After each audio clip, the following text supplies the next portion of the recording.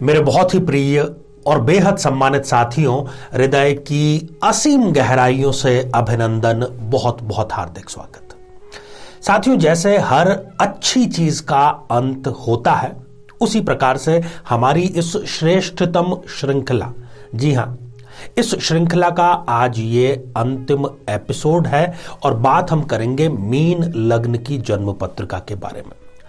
और आपके लिए मैं एक और महत्वपूर्ण सूचना लेकर के आया हूं, और वो है कि प्रेम विवाह में, लव मैरिज में कुंडली मिलान आप कैसे करें, क्योंकि बहुत बड़ी गलतफहमी होती है। कई लोग तो सिरे से खारिज ही कर देते हैं कि आचार्य जी, हम तो लव मैरिज कर रहे हैं, इसमें कुंडली मिलान का फायदा क्या है, नुकसान क्या है, कुछ लेना देना ही नहीं है, क्योंकि शादी तो हमें करनी ही है, इसलिए कुंडली मिलान हम नहीं करेंगे। तो ये गलतफहमी आप दूर कर लीजिए। कुंडली मिलान चाहे प्रेम विवाह हो, चाहे फिर आप अरेंज मैरिज करें, दोनों में ही अति आवश्यक है, बल्कि मैं तो कहूंगा कि प्रेम विवाह में ज्यादा जरूरी है। तो ये श्रृंखला अब इस एपिसोड के बाद में हम इसी चैनल पर इसको प्रारंभ कर रहे हैं। साथियों, आगे हम चर्चा करें इससे पहले एक और बेहद जरूरी सूचना कि हम हमारे प्रत्येक एपिसोड के अंत में किसी न किसी जातक के प्रश्न का उत्तर देते हैं, और ये प्रश्न हमें प्राप्त होते हैं आप लोगों के ही द्वारा YouTube कमेंट के माध्यम से। जब भी आपको अपना कमेंट लिखना हो, उससे पहले आपको लिखना है #आचार्य चंद्रकांत। इसके बाद में आप अपना कमेंट लिखिए, और इस एपिसोड से संबंधित एक प्रश्न जो कि इसी एपिसोड के अंत में आपसे पूछा जाएगा, उसका सही उत्तर साथ में लिखा होना बेहद जरूरी है। बहुत महंगा पड़ेगा तलाक, किन स्थितियों में? उन चारों स्थितियों की हम आज यहां पर चर्चा करने जा रहे हैं। साथियों, पश्चिम की यदि मैं बात करूं, जो पश्चिमी जगत है, यूरोप है, अमेरिका है, वहां पर हम सिर्फ पैसों की जो राशि है उसको लेकर के तलाक के महंगे होने की बात करते हैं। चाहे जेफ बेजोस की बात हो, चाहे बिल गेट्स की बात हो, या इसी प्रकार के किसी भी महंगे सौदे वाले तलाक की बात हो। परंतु यहां पर जो हम बिंदु उठाना चाहते हैं वो है कि जो आपने तलाक ले लिया है वो तो ठीक है, उसके बाद में दूसरा विवाह आपका संपन्न होगा या नहीं होगा। यदि नहीं होगा तो आपके लिए वो तलाक बड़ा महंगा पड़ गया। जो आपने दूसरा विवाह संपन्न कर लिया, वो अगर पहले से भी बदतर है तो फिर तलाक आपके लिए महंगा पड़ गया। तो यहां पर आपको सावधानी पूर्वक विवेक का इस्तेमाल करते हुए निर्णय लेना है। यदि आप इस पशुपेश में हैं और अपने लग्न से संबंधित एपिसोड आपने नहीं देखा है, तो यहां आई बटन में हम उसका लिंक प्रोवाइड करा रहे हैं, ताकि जाकर के आप उसको देख सकें।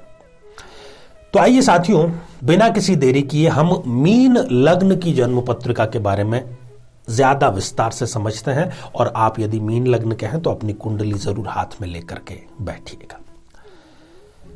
साथियों, ये जो आप स्क्रीन पर एक जन्म पत्रिका देख पा रहे हैं, 12 नंबर का अंक लग्न में लिखा है, 12 नंबर होती है मीन राशि। तो ये जन्म पत्रिका हो गई एक मीन लग्न की जन्म पत्रिका। जब भी ये डिसीजन हमें लेना है, जब भी ये निर्णय, ये विचार हमें करना होता है कि दूसरा विवाह सक्सेसफुल होगा या नहीं, तो उसके लिए हमें 3 भावों और उनके भावों के स्वामियों की स्थिति पर दृष्टिपात करना होता है। सप्तम भाव पर, धन भाव पर और लाभ भाव पर। इस जन्म पत्रिका की यदि चर्चा करें तो सप्तमेश इस जन्म पत्रिका में है बुध। हालांकि बुध के बारे में ये ही निर्णय सही है कि वो जिसके प्रभाव में होते हैं उस प्रकार का वो फल देते हैं। धनेश इस जन्म पत्रिका में हो गए मंगल देव, पराक्रम के अधिपति हैं। और लाभेश इस जन्म पत्रिका में न्यायाधिपति शनिदेव हो गए। अब सबसे पहली स्थिति, यदि इन तीनों में से कोई भी 1, 2 या तीनों ही त्रिक भावों अर्थात छठे, 8वें या 12वें भाव में जाकर के यदि विराजमान हो जाते हैं, तो फिर इस व्यक्ति को पहली शादी को ही बचा करके रखने का प्रयास करना चाहिए। लड़के लड़कियों दोनों पर लागू है। भूल कर भी दूसरा विवाह करने की नहीं सोचनी चाहिए, क्योंकि यदि ये दूसरा विवाह कर लेंगे तो पछताने के अलावा और दूसरा कोई चारा इनके पास बाकी नहीं रहेगा। जो दूसरा जीवन साथी इनके जीवन में आएगा वो तानाशाही पूर्ण रवैया इनके ऊपर करेगा। इनके ऊपर वो पूर्ण नियंत्रण स्थापित करना चाहता है। इनकी इच्छाओं को, इनकी मनोकामनाओं को, इनकी बातों को अनदेखा करने का वो कार्य करेगा। और जब भी वो मुंह खोलेगा या मुंह खोलेगी तो कड़वे शब्द ही उनके मुंह से निकलेंगे। एक जो बॉन्डिंग होनी चाहिए पति पत्नी के बीच में, जो बॉन्डिंग है उसको तो आप भूल ही जाइए, क्योंकि वो सदा के लिए नदारद हो जाती है। और बहुत ही छोटी छोटी बातों, चाहे वो खाने पीने की बात हो, कपड़े पहनने की बात हो, घर के साफ सफाई की बात हो, इन मुद्दों पर लड़ाई झगड़ा तुरंत प्रारंभ हो जाएगा। और जिस प्रकार से गिरगिट के बारे में ये प्रसिद्ध है ना कि वो अपना रंग बदलता है, उससे भी अधिक शातिर वो व्यक्ति रंग बदलने में होता है। साथियों, दूसरी स्थिति पर चर्चा करते हैं। जिन तीनों ग्रहों की बात की, यदि उन तीनों में से कोई एक, दो या तीनों ही नीच अवस्था में विराजमान हो जाए, कैसे? यदि बुध, जहां पर आप 12 नंबर का अंक देख रहे हैं लग्न में, यदि वहां पर विराजमान हो जाते हैं, यदि मंगल 4 नंबर का अंक जहां पर है वहां पर विराजमान हो जाते हैं, यदि शनिदेव 1 नंबर का जहां पर अंक लिखा है वहां विराजमान हो जाते हैं, तो हम इसको ज्योतिष की परिभाषा में कहते हैं कि ये नीच राशि के हो गए।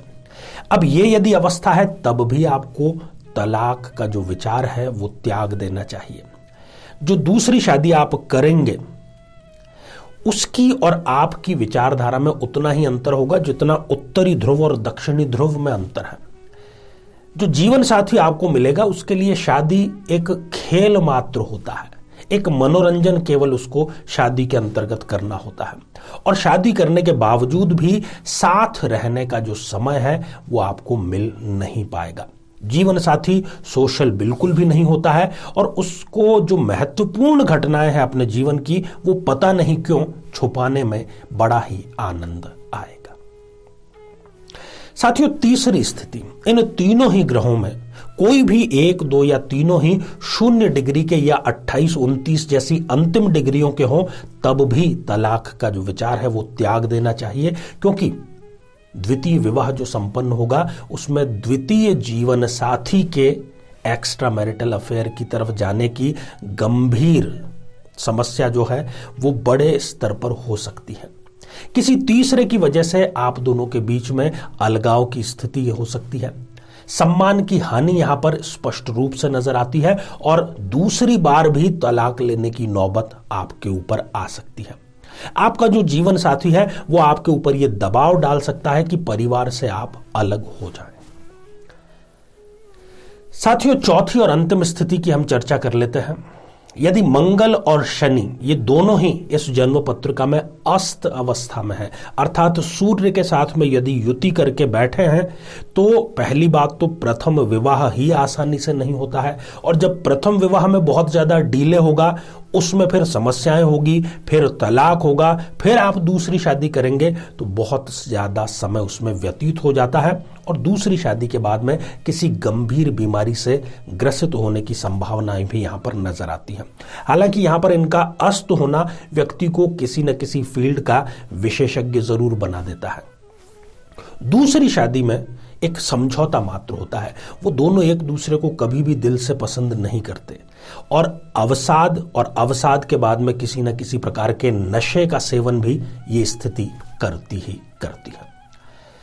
अब साथियों, ये चर्चा हमने कर ली, और दरअसल होता क्या है कि चर्चाएं करना बड़ा आसान होता है। हमारे लिए तो इतना आसान नहीं होता, क्योंकि हम ये चर्चा शोध करने के बाद में करते हैं। परंतु जो व्यक्ति अभी पीड़ित है, उसको अपना दाम्पत्य जीवन अभी नरक के समकक्ष लग रहा है, वो तो यही कहेगा कि आचार्य जी आपने कह दिया कि तलाक मत लो, पर हम तो यहां पर जी भी नहीं पा रहे, सांस लेना तक दूभर है, तो आखिर करें तो करें क्या? आप किसी विद्वान का सहारा लीजिए, क्योंकि समस्या है तो समाधान भी है। जिसने दी है परेशानी वही करेगा मेहरबानी। तो कहने का तात्पर्य यदि है कि यदि आप गंभीरतम समस्या से जूझ रहे हैं, रिश्ते से बाहर आना चाहते हैं, तो चूंकि ये हम जनरलाइज विश्लेषण करते हैं जो कि 99.9% तक ठीक ही बैठता है, परंतु कुंडली विशेष में हम और भी स्थितियों पर विश्लेषण कर लेते हैं और उसका समाधान भी कर सकते हैं।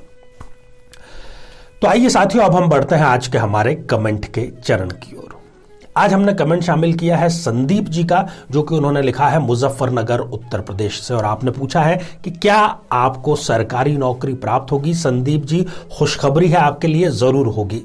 गुरुदेव आपकी जन्म पत्रिका में पंच महापुरुषों में से एक योग हंस योग का निर्माण कर रहे हैं, उच्च के विराजमान हैं, तो नियमित तौर पर आपको विष्णु सहस्त्र नाम का पाठ प्रारंभ कर देना चाहिए। लगातार 2023 तक 23 वो भी लगभग जुलाई अगस्त तक आपके राजयोग निर्मित हो रहा है। सरकारी नौकरी आपको अवश्य ही प्राप्त होगी। तो साथियों, अब आज का बेहद ही आसान सा प्रश्न। आज हमने चर्चा की मीन लग्न की, चर्चा की कि कब बहुत आसानी से आपको तलाक के लिए नहीं जाना चाहिए। तो मीन लग्न की जन्म पत्रिका में सप्तमेश कौन सा ग्रह होता है? साथियों, आप सभी स्वस्थ, समृद्ध और शांतिपूर्वक जीवन व्यतीत करें।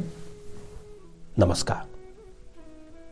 जीवन में किसी समस्या का सामना कर रहे हैं, जैसे कि शादी में देरी होना, पति पत्नी में मनमुटाव या तलाक तक की नौबत आ जाना, संतान का प्राप्त न हो पाना, नौकरी या धन प्राप्ति में बाधा आना, जीवन के प्रत्येक क्षेत्र में किसी न किसी प्रकार की बाधा आना, तो आज ही अपनी जन्म पत्रिका का संपूर्ण विश्लेषण करवाएं और पाएं समस्या से सदैव के लिए मुक्ति।